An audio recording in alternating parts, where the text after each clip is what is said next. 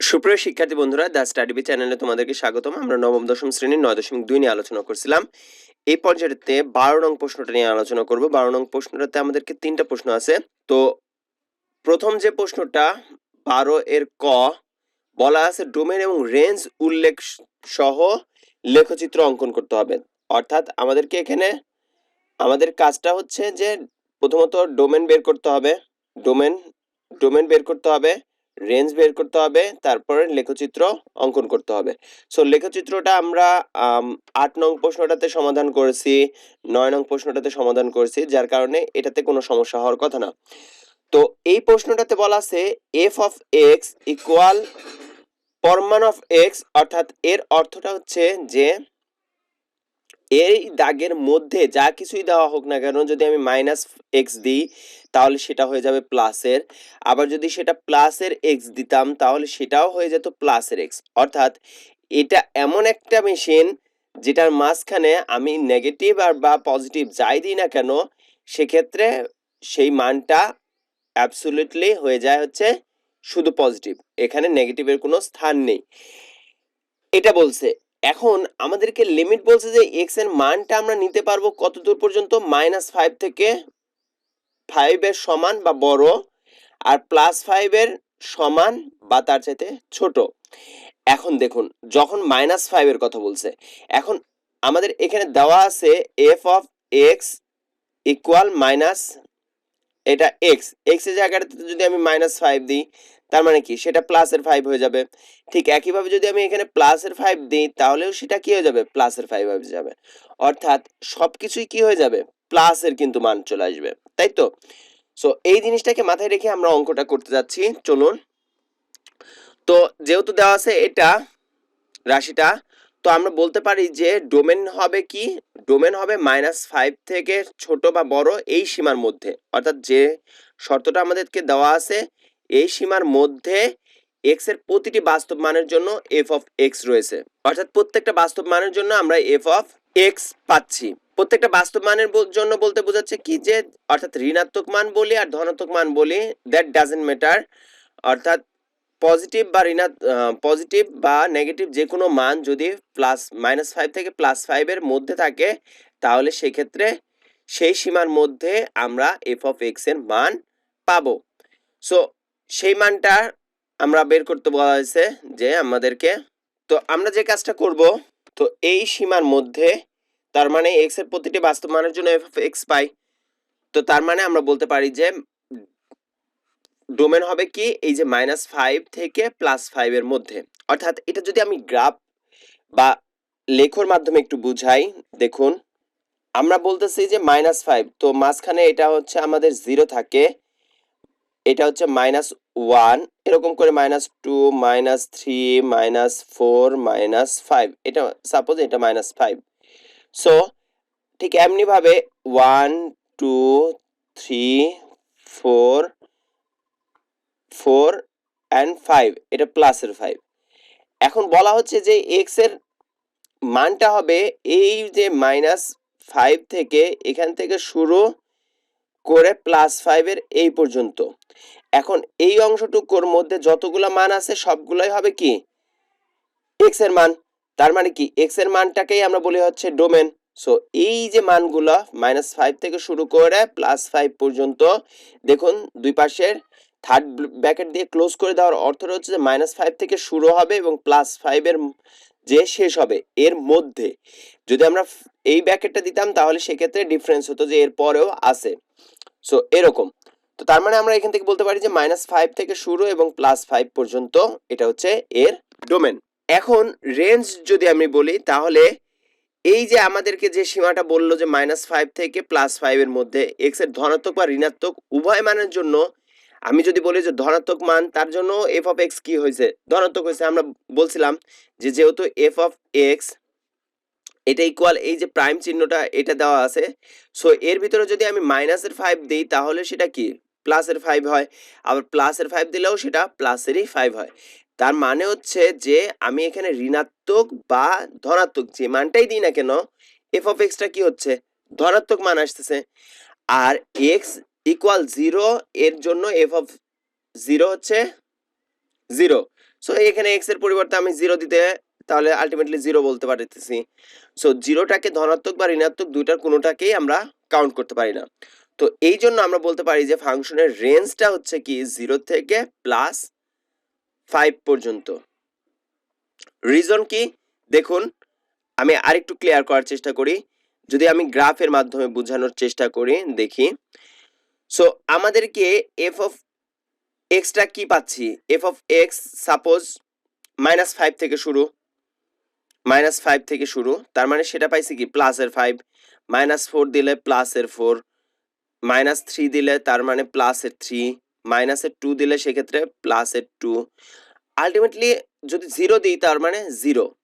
তো এর বাইরে কি নেগেটিভ কোনো মান আসতেছে? কখনোই কিন্তু এর বাইরে নেগেটিভ কোনো মান আসতেছে না। তার মানে কি এইটা মাঝখানে আমি যদি বলি 0, এরপরে এটা হচ্ছে 1, এটা 2, এটা 3, এটা 4, এটা 5। সো আলটিমেটলি কি এই 0 থেকেই কিন্তু শুরু হচ্ছে। 0 থেকে শুরু হয়ে এই 5 এর মধ্যে। এর বাইরে কি আমরা যেতে পারতেছি? কখনোই না। কেননা আমাদেরকে এখানে বলাই আছে যে -5 থেকে 5 এর মধ্যে। তো -5 থেকে 5 এর মধ্যে আমি x এর মান যেটাই নিই না কেন এই কয়েকটাই কিন্তু আসতেছে। তার মানে 0 থেকে শুরু করে আমরা এই 5 পর্যন্ত। সো এইটুকের মধ্যে, এই সীমার মধ্যে। তো এই সীমার মধ্যে তার মানে 0, 0 বাইরে এদিকেও আসা যাবে না। তার মানে থার্ড ব্র্যাকেট দিয়ে ক্লোজ। আবার ঠিক তেমনিভাবে 5 এর পরেও যাওয়া যাবে না। তার মানে এটাও 5 এর পরে থার্ড ব্র্যাকেট দিয়ে ক্লোজ করে দেওয়া। সো এটাই বোঝায় হচ্ছে এই অংশটার জন্য রেঞ্জ। এখন আমাদের যেটা বলছে যে আমাদেরকে লেখচিত্র অঙ্কন করতে বলা হয়েছে। তো তাহলে লেখচিত্র অঙ্কন করব কোনটার? অবভিয়াসলি এই সমীকরণটার জন্য f of x ইকুয়াল পরম মান অফ x। সো তাহলে এটার লেখচিত্র করার জন্য আমরা বলে নিতে পারি যে y ইকুয়াল, ধরে নিই যে y equal f of x equal পরম মান অফ x। সো এটা যদি হয় তো তার মানে আমরা যে কোনো দুইটা বা তিনটা মান নিতে পারি।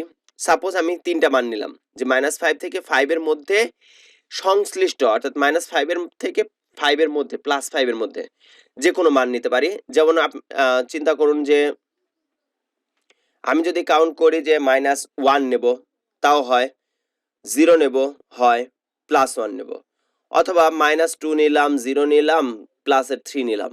অর্থাৎ -5 থেকে শুরু করে +5 এর মধ্যে যে কোনো আমি 3টা 4টা 5টা যাই মান নিই না কেন সেটার আঙ্গিকে আমি y এর মান বের করব। সো আলটিমেটলি দেখুন এখানে আমরা নিয়েছি কি, যদি x এর মান আমরা ধরি, x এর মান যদি আমি -1 নিই তাহলে কি f of x কি দাঁড়াচ্ছে, f of x ইকুয়াল এটা। সো -1টা এর ভিতরে যখন আমরা দিচ্ছি সেটা প্লাসের 1। সো -1 এর জন্য কিন্তু আমরা পাচ্ছি প্লাসের 1। ঠিক একইভাবে এই জায়গাটাতে -1 না দিয়ে যদি আমি 0 দিতাম, সো 0 কে আমরা পজিটিভ বা নেগেটিভ কোনোটাই বলি না, তার মানে 0 হতো। ঠিক একইভাবে যদি আমি প্লাসের 1 দিই তার মানে প্লাসের 1 দিলেও 1 এ আসতো। সো এইটাই হচ্ছে এই ক্ষেত্রে -1 এর জন্য 1, 0 এর জন্য 0, দেন 1 এর জন্য 1। সো আমি একটু ক্লিয়ার করি, এটা মুছে তারপরে দেখানোর চেষ্টা করি। তাহলে আমরা এখান থেকে মান পাচ্ছি কি -1 এর জন্য 1। সো আমরা এখান থেকে বলতেই পারি যে -1 and 1 একটা বিন্দু, 0 and 0 আরেকটা বিন্দু, দেন 1 and 1 আরেকটা বিন্দু। সো এই তিনটা বিন্দু আমরা যদি বসাই তাহলেই সেক্ষেত্রে আমরা গ্রাফটা বুঝতে পারবো। তাহলে আমরা যে কথাটা বলি গ্রাফ পেপার করার সময় যে প্রাপ্ত বিন্দুগুলো হচ্ছে এই তিনটা, আমরা একটা গ্রাফ পেপারে x অক্ষ বরাবর x ও x নর এবং y অক্ষ বরাবর y ও y নর আঁকবো। তারপরে x অক্ষ বরাবর ক্ষুদ্রতম 5 বর্গ ঘরকে, অর্থাৎ এই প্রত্যেকটার সাথে 5 ঘর, আবার y অক্ষ বরাবরও 5 ঘর নিছি, 5 বর্গ ঘর সমান 1 একক ধরে xy বিন্দুগুলো পাতন করি বা xy বিন্দুগুলো বসাই। তাহলে বিন্দুগুলোকে সহজভাবে বক্ররেখায় যুক্ত করে y equal f of x এর লেখ পাওয়া যায়। তার মানে 5 দ্বারা গুণন করলে সেটা কি দাঁড়াচ্ছে, -5 আর 5, 0 এর সাথে যদি আমি 5 দ্বারা গুণন করি সো 0 0ই থাকতেছে, 0 and 0, দেন 1 এর সাথে যদি আমি 5 দ্বারা গুণন করি তার মানে 5 and 5। সো আলটিমেটলি এই তিনটা বিন্দু বসালেই কিন্তু আমরা গ্রাফটা বুঝতে পারবো। তো সেজন্য আমরা একটা গ্রাফ পেপার নিই। গ্রাফ পেপারে x এক্সিস আমরা জানি যে এটা হচ্ছে বাম দিকে x নর, ডান দিকে এটা হচ্ছে x, উপরের দিকে যদি আমি বলি উপরের দিকে এটা ওয়াই, কেননা এটা পজিটিভ, আর নিচের দিকে এটা হচ্ছে ওয়াই নট, যেটা হচ্ছে নেগেটিভ। বাম দিকে এটা নেগেটিভ, ডান দিকে এটা পজিটিভ। বারবার বলি, রিজন হচ্ছে যে যাতে আমরা ভুল না করি। তো এটা পাইলাম। এখন আমরা বিন্দুগুলো বসাই। আমরা জানি যে মূল বিন্দু 0 0, তো 0 0 যেহেতু আমাদের একটা বিন্দু আছেই, সো আমরা পরেই বসাচ্ছি। তো প্রথমটা ছিল হচ্ছে কি -5 এবং 5, প্লাসের 5 পর্যন্ত যাব। তাহলে 1 2 3 4, তাহলে আমরা একটা গ্রাফ পেপারে আমরা বিন্দুগুলো বসাবো। সেক্ষেত্রে -1 and 1, তার মানে এটা আমরা বলছিলাম যে -5 and 5।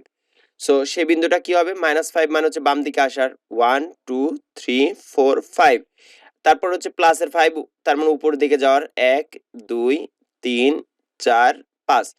দ্যাট মিন্স এই বিন্দুটা হবে হচ্ছে আমার জন্য -1 and 1। তো তার মানে আমি এখানে বিন্দুটা দিতে পারি যে -1 and 1। ঠিক একইভাবে পরেরটা আছে 0 0 0 0, মানে হচ্ছে এই বিন্দুটা। সো আমরা এখানে দিতে পারি যে 0 0।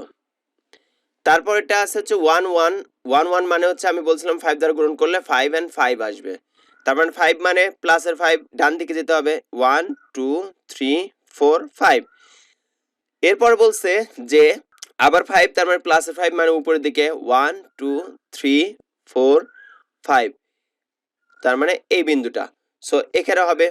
তো তার মানে আমরা এইটাকে যদি আমরা সরলরেখায় দিয়ে দিই, সেক্ষেত্রে যোগ করলে এরকম। তবে এই জায়গাতে আপনারা অবশ্যই একটা কাজ করবেন, যে কাজটা হচ্ছে যে উভয় পক্ষকে আপনার তীর চিহ্ন দিয়ে নিতে হবে।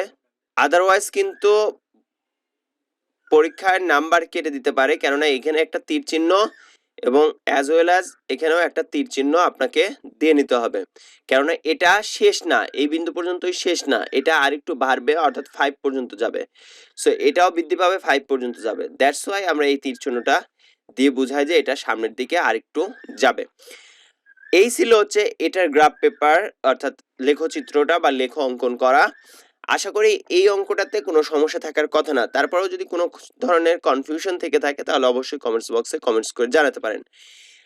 একটা প্রশ্ন বলবো, যদি সম্ভব হয় আপনারা কমেন্টস বক্সে কমেন্টস করে যান। আমি দেখতে চাই যে কারা আমার ভিডিওটা শেষ পর্যন্ত অন্তত দেখছেন। আপনার জীবনের কোনো একজন বিশেষ মানুষের নাম লিখে যান, যাকে আপনি সবসময় মনে করেন। হতে পারে সে আপনার বাবা, মা, ভাই, বোন, বন্ধু, প্রিয়তম, যে কেউ। ধন্যবাদ সবাইকে। আসসালামু আলাইকুম ওয়া রাহমাতুল্লাহ।